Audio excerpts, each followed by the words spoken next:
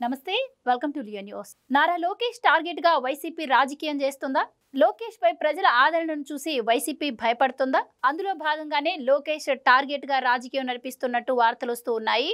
ముఖ్యమంత్రిగా చంద్రబాబు కేవలం మైకులకు మాత్రమే పరిమితమయ్యారని, అంతా వెనుకుండి నడిపించేది నారా లోకేష్ అంటూ కొత్త ప్రచారాన్ని తెర మీదకు తీసుకొస్తుంది వైసీపీ. సో ఈ ప్రచారాల్లో వాస్తవం ఎంత ఉంది అని తెలుసుకునే ప్రయత్నం చేద్దాం. మనతో ఉన్నారు సీనియర్ పొలిటికల్ అనలిస్ట్ అంకమరావు గారు. నమస్కారం అండి. నమస్తే సార్, మనం చూస్తూ ఉన్నాం జగన్మోహన్ రెడ్డి గారు ఎప్పుడైతే లోకేష్ గారిని ఓడించాలని మంగళగిరిలో దాదాపు 200 కోట్ల వరకు ఖర్చు పెట్టారని చెప్పి అయినా కూడా ఓటమి పాలైంది వైసీపీ. అప్పటి నుంచి నారా లోకేష్ టార్గెట్గా రాజకీయం మొదలుపెట్టింది. ఇప్పుడు ఇంకా అసలు నారా లోకేషే మొత్తం చూసుకుంటున్నారు, చంద్రబాబు గారికి ఏమి ఇన్వాల్వ్మెంట్ లేదు, ఆయన కేవలం మైక్ ముందుకు వచ్చి మాట్లాడటం వరకే అని చెప్పి ప్రచారం చేస్తున్నారు. సో ఈ ప్రచారం చేసి వైసీపీ సగం ఓడిపోయింది అనుకోవచ్చా? ఎలా చూడొచ్చు అంటారు లోకేష్ మీద జరుగుతున్నటువంటి ప్రచారాన్ని? నిస్సందేహంగా, ఎందుకంటే లోకేష్ బాబు గారిలో ఉన్న ప్రతిభని ముందుగా గుర్తించింది వైఎస్ఆర్సీపీ పార్టీ. అందువల్లే మొట్టమొదటి కూడా ఒక పథకం ప్రకారం చంద్రబాబు నాయుడు గారి వయసు గురించి మాట్లాడుతూ, ఇక్కడ బాగా గమనించుకోండి, అతను 2014 నుంచి 2019 వరకు కూడా చంద్రబాబు నాయుడు గారి వయసు గురించి మాట్లాడుతూ, ఆ తర్వాత అధికారంలో వచ్చినా కూడా దాని గురించి వల్లెవేస్తూ ఇంకెన్నాళ్ళు రాజకీయం చేస్తాడు, వయసు మీద పడిపోయిందని చెప్పి మాట్లాడుకుంటూ లోకేష్ బాబు గారిని వ్యక్తిత్వ హననం చేసుకుంటూ అతని మీదే దాడి చేయడం మొదలుపెట్టారు. కారణం ఏంటంటే ఉన్నత విద్య చదువుకున్నవాడు, మొండివాడు, ఏదన్నా పట్టుకుంటే వదిలిపెట్టడు, సాధించిన దాకా నిద్రపోడు, చంద్రబాబు నాయుడు గారి లాగా ఎట్టి పరిస్థితుల్లో కూడా సర్దుకుపోయే మనస్తత్వం అయితే కాదు, 1కి 2 వడ్డిస్తాడు మనకి, కాబట్టి అతనితో చాలా జాగ్రత్తగా ఉండాలని చెప్పని మొట్టమొదటి నుంచి ఆలోచించి అడుగులు వేస్తుంది వైఎస్ఆర్సీపీ పార్టీ. అందుకనే లోకేష్ బాబు గారిని టార్గెట్గా చేసుకొని మొట్టమొదటి నుంచి కూడా ఆయన్నే తన ప్రత్యర్థిగా భావించి వాళ్ళు మొట్టమొదటి నుంచి కూడా కార్యక్రమాన్ని ఎన్నుకున్నారు. దాంట్లో భాగంగానే లోకేష్ బాబు గారు కూడా 2014 నుంచి 2019 వరకు అధికారంలో ఉండా, కీలక బాధ్యతల్లో ఉండా చంద్రబాబు నాయుడు గారి అబ్బాయిగానే మాత్రమే ఆయన చూశారు. ఇది గమనించుకోవాలి. ఆయనలో ఉన్న ప్రతిభ కావచ్చు, ఆయన శాఖలో కేంద్ర ప్రభుత్వం నుంచి వచ్చిన పురస్కారాల గురించి కావచ్చు, లేకపోతే దళిత వాడల్లో అన్ని వేల కిలోమీటర్లు రహదారులు అంటే సిమెంట్ రహదారులు వేసిన విషయంలో కావచ్చు, ఇవన్నిట్లో కూడా అతని మార్కును అతను చూయించుకున్నాడు, అతని ప్రతిభను అయితే నిరూపించుకున్నాడు. అయినా సరే వీళ్ళు కావాలని చెప్పని ఆయన్ని పప్పని, తెలుగు మాట్లాడటం రాదని, రకరకాలుగా ఆయన తిండి గురించి రకరకాలుగా ఆయన మీద అభియోగాలు మోపుకుంటూ వచ్చారు. దాన్నే ఒక రకంగా చూసుకుంటా ఉంటే ఈరోజు లోకేష్ బాబు గారు ఈ విధంగా తయారు కావడానికి, రాడు తేలడానికి అది కూడా ఒక కారణమైంది. అంటే ఆ స్వతహాగా లేకపోతే ఇవన్నీ రాదు, అతనిలో స్వతహాగా ఉంది కాబట్టి వాళ్ళు ముందుగా గుర్తించి రాజకీయాలు వదిలిపెట్టి పారిపోతాడేమో, మనం ఈ విధంగా దౌర్జన్యం చేస్తున్నాం కాబట్టి, మనకెందుకు ఉన్నత చదువులు చదువుకున్నాం, ఆర్థికంగా మనకు ఇబ్బంది లేదు కాబట్టి మళ్ళీ తిరిగి రాజకీయాలు వదిలేసి వెళ్తే ఈ రొచ్చు రాజకీయాలు మనకెందుకు అనే భావంతో 151 స్థానాలు వచ్చినాయి. వాళ్ళు చేసే ప్రచారం ప్రకారం 175 స్థానాలు మాకే రావాలని చెప్పి ప్రయత్నం చేస్తున్నారు. చివరికి కుప్పం మున్సిపాలిటీ కూడా ఏ విధంగా చేసుకున్నారో చూసాము.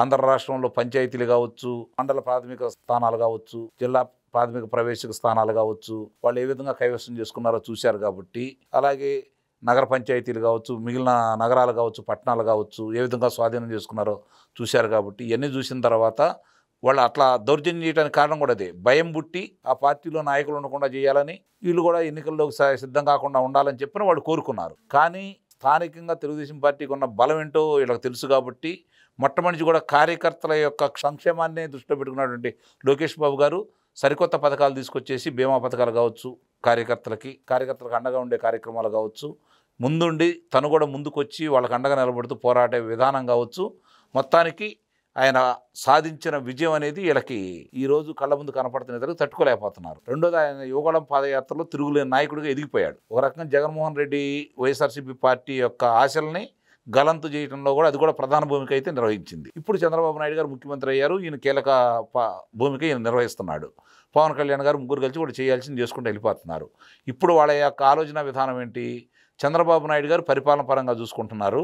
లోకేష్ బాబుకి ఈరోజు పరిశ్రమలు తీసుకొచ్చే దాంట్లో లోకేష్ బాబు గారి పేరు ప్రఖ్యాతులు బయటకు వస్తున్నాయి. తదుపరి చంద్రబాబు నాయుడు గారి తర్వాత ఎవరు అంటే లోకేష్ బాబు గారే కనపడుతున్నారు. కాబట్టి ఎట్టి పరిస్థితుల్లో కూడా ముందుగా ఆ విధంగా, ఇప్పుడు చంద్రబాబు నాయుడు గారిని అన్నా కూడా జనం పట్టించుకునే పరిస్థితులు లేరు. కాబట్టి ఆయన అదుపులో తీసుకుంటే జనం ఎలా స్పందించారో చూశాం. కాబట్టి ఇప్పుడు లోకేష్ బాబు గారిని దృష్టిలో పెట్టుకుంటే ఆయన మీదే మనం దృష్టి పెడదాము, ఆయన ఈరోజు ప్రభుత్వం మొత్తం ఆయన నడుపుతున్నాడనే ప్రచారం మనమే చేద్దాము అని చెప్పని ఈరోజు ఆయనకి ప్రచారం వీళ్ళే చేస్తున్నారైతే నేను భావిస్తున్నా. ఓ రకంగా అది మేలే. కార్యకర్తలు కూడా ఏం కోరుకుంటున్నారు? ఈరోజు కార్యకర్తల విషయాల్లో వెంటనే స్పందిస్తున్నాడు లోకేష్ బాబు గారు. ఏదన్నా కార్యకర్తలకు అన్యాయం జరిగినా, కార్యకర్తల మీద ఏదైనా దౌర్జన్యం చేసినా, వాళ్ళకి ఏదైనా నష్టం చేకూర్చినా ఆయన వెంటనే స్పందిస్తున్నాడు. వాళ్ళతో మాట్లాడుతున్నాడు, బాబు గారితో పాటు మాట్లాడుతున్నాడు, వాళ్ళకి సహాయం చేస్తున్నాడు, వాళ్ళకి ఏమి అన్యాయం జరిగిందో అన్నీ చూసుకుంటూ ముందుకెళ్తున్నారు. అంటే ఈరోజు ప్రజల్లో ఒక నమ్మకం, యువతలో ఒక నమ్మకం, ఉద్యోగ కల్పనలో మా భవిష్యత్తుని ఇక్కడ ఉద్యోగ కల్పన చేయగలుగుతారు వీళ్ళని నమ్మకాన్ని యువతలో కల్పించేశారు. వీళ్ళు ఇప్పుడు తీసుకొచ్చిన పరిశ్రమలు చూసుకున్నా, ఇవన్నీ చూసుకున్నా, ఈ పరిస్థితుల్లో ఏం చేయాలో అర్థం కాని పరిస్థితి. గతంలో చంద్రబాబు నాయుడు గారు 2014 2019 వరకు జగన్మోహన్ రెడ్డి ఏదైనా మాట్లాడినా ఏదైనా కార్యక్రమం చేసినా పట్టించుకోలేదు కదా. ఈ రోజు వెంటనే పట్టించుకుంటున్నారు కదా. అంటే ఈరోజు జగన్మోహన్ రెడ్డి బయటికి రావాలంటే లోకేష్ బాబుని చూసి భయపడిపోతున్నాడు. లోకేష్ బాబుని చూసి నిస్సందేహంగా భయపడిపోతున్నాడు. అందుకనే వాళ్ళందరూ కూడా కావాలని చేస్తున్నారు. దానికి ఈయన కూడా ఏమీ ఆవేశపడకుండా ఎక్కడ ఎవరిని ఏ విధంగా కర్రుగాల్చి వాత పెట్టాలో ఆ విధంగానే ముందుకెళ్తున్నాడు. దాన్ని దృష్టిలో పెట్టుకొని ఇప్పుడు వీళ్ళందరూ ఇప్పుడు సింగయ్య భార్య సంబంధించి ఆమె బయటకు వచ్చి మాట్లాడటానికి కూడా లోకేష్ బాబు గారిని టార్గెట్ చేసుకోవడానికి కూడా కారణం ఇదే అనమాట. ఈ విధమైన ప్రచారం ప్రజల్లో తీసుకెళ్లాలని చెప్పని ఇప్పుడు శ్రేణులకి నిజంగానే తెలుగుదేశం పార్టీ శ్రేణులకి ఇంకొంచెం ఊతం ఇస్తున్నారు. వీళ్ళు మనకి కావాల్సిన నాయకుడు తయారవుతున్నాడు, మన బాబు గారిని చూసి జగన్మోహన్ రెడ్డి భయపడలేదు, ఈరోజు లోకేష్ బాబు గురించి చూసి భయపడిపోతున్నాడు, ఇదే కదా మనకు కావాల్సిందనే మనోధైర్యాన్ని ఇంకొంచెం ఎక్కువ ఇస్తున్నాడని అయితే నేనైతే భావిస్తాను. కాబట్టి ఏది చేసినా కూడా ఇప్పుడు తెలుగుదేశం పార్టీకో లేకపోతే కూటమికో ఆంధ్ర రాష్ట్ర ప్రజలకో మేలైతే జరుగుతూ ఉంది. వాళ్ళ తప్పులు వాళ్ళే చేస్తున్నారు, తెలిసి చేస్తున్నారో తెలియకుండా చేస్తున్నారో కానీ మొత్తానికి వాళ్ళ తప్పులు వాళ్ళే బయటపెట్టుకుంటున్నారు, వాళ్ళే దొరికిపోతున్నారు. వీళ్ళేం చేయాల్సిన పని కూడా పెద్దగా కనపట్ల, వాళ్ళకై వాళ్ళే దొరికిపోతున్నారు. జరుగుతున్న పరిణామాలన్నీ ఒకసారి చూసుకుంటూ ఉంటే చాలా చక్కగా పరిణితి చెందిన రాజకీయ నాయకుడిగా ప్రతి సమస్యలను కూడా ఆకలింపు చేసుకొని పరిష్కార మార్గాల వైపు లోకేష్ బాబు పయనిస్తూ ఉన్నాడు. ఇంకొంచెం పార్టీ మీద శ్రద్ధ పెట్టి ఇప్పుడే వాళ్ళు మొదలుపెట్టేశారు. నాయకులతోటి వీళ్ళతోటి మాట్లాడే కార్యక్రమం, కార్యకర్తలతోటి మాట్లాడే కార్యక్రమం కూడా మొదలుపెట్టారు. ఇంకొంచెం నెలకి వారానికి ఒక రోజు కాడి కేటాయించుకొని ఒక నియోజకవర్గ కార్యకర్తలతోటి మమేకమై కనుక ముందుకెళ్తే మాత్రం నిస్సందేహంగా 2028 నాటికి ఇప్పటికే ఆయన ఈరోజు ప్రజల దృష్టిలో సమర్థవంతమైన నాయకుడిగా ఎదిగాడు. తెలుగుదేశం పార్టీకి తిరుగులేని విధంగా అంటే కార్యకర్తలకి ఆయన పదే చెబుతున్నాడు, కార్యకర్తలకి నాయకుల మధ్య అంతరం పెరుగుతుంది అని చెప్పని. దాన్ని పోగొడితే చాలు, మిగిలి ఏం చేయాల్సిన పని లేదు. తెలుగుదేశం పార్టీ కార్యకర్తలకు కుడిమిస్తే పండగ. నాయకుడు మాట్లాడి నాయకులు పలకరించి భుజం మీద చేయిస్తే వాళ్ళు ఎలాంటి వాడినైనా ఎదుర్కొంటారు. గమనించుకోవాలి, తెలుగుదేశం పార్టీ కార్యకర్తలు జెండాని భుజాన పెట్టుకొని వాళ్ళు వీధుల్లోకి వచ్చిన ప్రతిసారి ప్రభుత్వం అధికారంలోకి వచ్చింది, వాళ్ళు అలిగి ఇంట్లో కూర్చున్న ప్రతిసారి ప్రభుత్వం ఓడిపోయింది. కాబట్టి ఆ కార్యకర్తలని, ఆ ఉత్సాహాన్ని, ఆ యొక్క ఉద్రేకాన్ని తగ్గకుండా తీసుకెళ్ళగలిగే నాయకుడు ఈరోజు లోకేష్ బాబు గారు అయితే నిస్సందేహంగా చెప్పగలను. ఎందుకంటే గతంలో చూసుకుంటుంటే చంద్రబాబు నాయుడు గారు అధికారంలోకి వచ్చిన ప్రతిసారి రాష్ట్ర ప్రజలకు ఏదో చేయాలనే తలంపుతోటి, మేలు చేస్తే ప్రజలు నాయంట ఉంటారనే ఆలోచనతో చేసుకుంటూ వెళ్ళిపోయాడు. కార్యకర్తలు నిర్లక్ష్యం చేశారు, అది మాత్రం వాస్తవం. ఆయన కూడా ఒప్పుకున్నాడు కాబట్టి మనం గట్టిగా చెప్పొచ్చు దాని గురించి. ఇప్పుడు ఆ అంతరాన్ని తొలగించడానికి లోకేష్ బాబు గారు ప్రయత్నం చేస్తున్నాడు కాబట్టి వీళ్ళకి భయం పట్టుకుంది. కాబట్టి లోకేష్ బాబు గారు ప్రభుత్వంలో ఆయన చేసే శాఖలతో పాటు పార్టీని కూడా అదే విధంగా ముందుకు తీసుకెళ్లే క్రమంలో ఆయన ఇంకొంచెం చొరవ చూపి ఇప్పుడు నేను చెప్పినట్టుగా వారానికి ఒక నియోజకవర్గం నాయకులతోటి ముచ్చటించుకుంటూ కనుక ముందుకెళ్ళిపోతూ ఉంటే 2 సంవత్సరాల్లో అన్నీ సర్దుకుంటాయని అయితే నేను భావిస్తున్నాను.